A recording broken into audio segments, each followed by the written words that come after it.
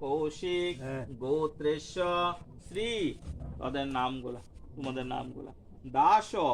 ঘিত কৌশিক গোত্রায়া প্রেতায়া উনার নামটা দশম মাসিক বাৎসরিক শ্রাদ্ধ বাসরে ঘিত কৌশিক গোত্রায়া প্রেতায়া উনার নামটা দেবদাস দাসী প্রেতলোক বিমুক্তি পূর্বক্ষয় স্বর্গ কামনায়া ইদম সচ্ছাদানি সুপকরণ আমন্য দশম মাসিক ভোজ্য বস্ত্র দান কর্মণ যথাসম্ভব গোত্র নামে ব্রাহ্মণাহং দাদা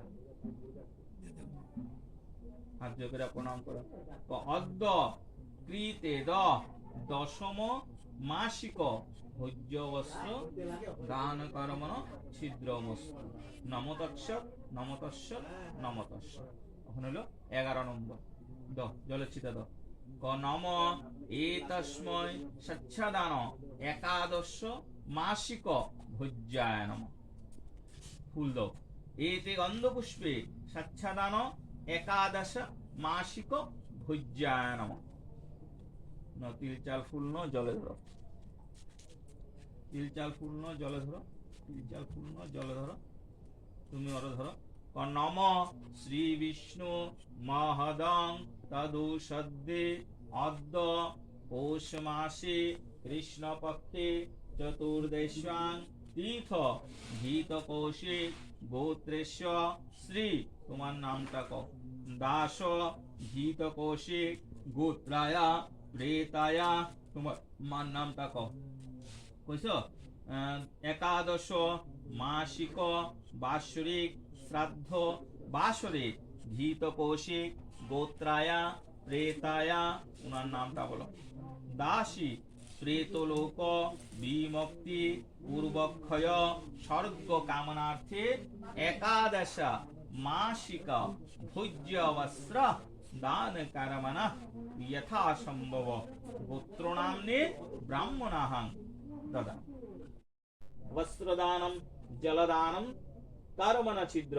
নমমস্তু নমতস্যৎ নমতস্যৎ নমতস্যৎ হরে কৃষ্ণ কৃষ্ণ কৃষ্ণ হরে হরে হরে রাম রাম রাম হরে হরে ওখানে ফুল ওনার চরণে দিয়ে দাও এই তো সচন্দন পুষ্প মাতৃর চরণে সমর্পিত নম মাতা স্বর্গ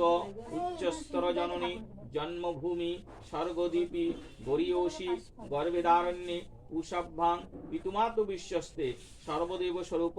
মাতৃগর্ভে নমস্তুতে সূর্যকে প্রণাম করো নম জবাকু সমশঙ্কাশঙ্কাশ্যপয়ং মহাভূতিধান্তরি সর্বপাপগ্নপনৌতস্মি দিবাকরম শ্রী সূর্যায় নমঃ নারায়ণকে প্রণাম করো নমো ব্রাহ্মণ্য দেবায় গোব্রাহ্মণ হিতায় চ জগদ্ধিতায় শ্রীকৃষ্ণায় গোবিন্দায় নমঃ গুরুদেবকে স্মরণ করো গুরুদেবকে প্রণাম করো অখণ্ড মণ্ডলাকার ব্যাপ্তং যেন চরাচরে তৎপদদর্শিতং যেন তস্मै শ্রী গুরুদেব নমঃ গুরুর ব্রহ্মা গুরু বিষ্ণু গুরুদেব সাক্ষাৎ পরম ব্রহ্ম তস্मै শ্রী গুরুবে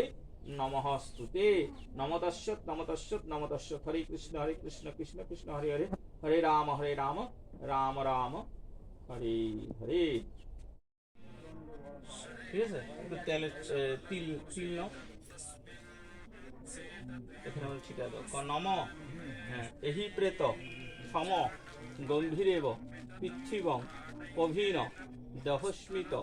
দ্রবীণ ভদ্র রৈঞ্চ লেপভুজং প্রিয়ন্তম ফুল দিয়া দাও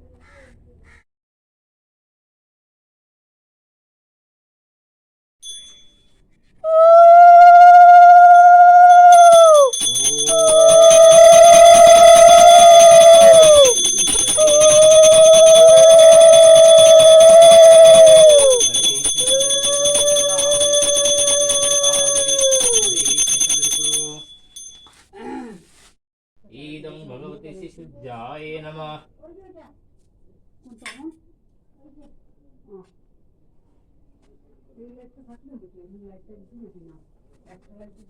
জ্বলবো নাকি ইনভার্টার চলতেছে 12 ঘন্টা লাইন ওদের না রড জ্বলবো না জ্বলবো। ओम सत्तस्मरवती नाना देवता पूजा प्रकल्प श्री श्री नारायण पूजा कमने ओम रिद्धि भवंत रिद्धि धाम रिद्धि धाम रिद्धि धाम रिद्धि धाम रिद्धि धाम ओम रिद्धि धाम रिद्धि धाम रिद्धि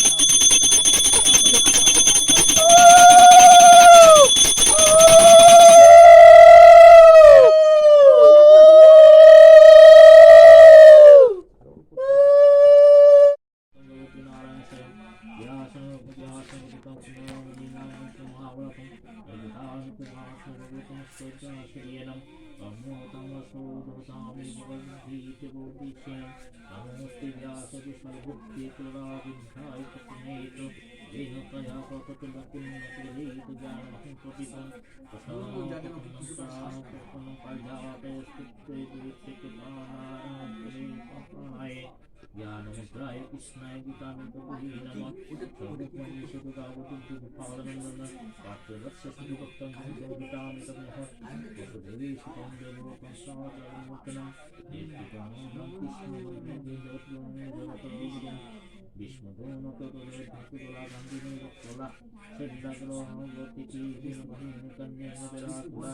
সবাই যজ্ঞকালে হরি ভক্তি নিকটে গীতা পাঠ করেন তিনি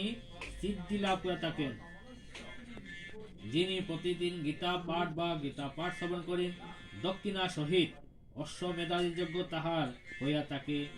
যিনি পরম গীতার্থ শ্রবণ করেন বা কীর্তন করেন বা অপরকে শ্রবণ করান তিনি পরম পদ লাভ করিয়া থাকেন।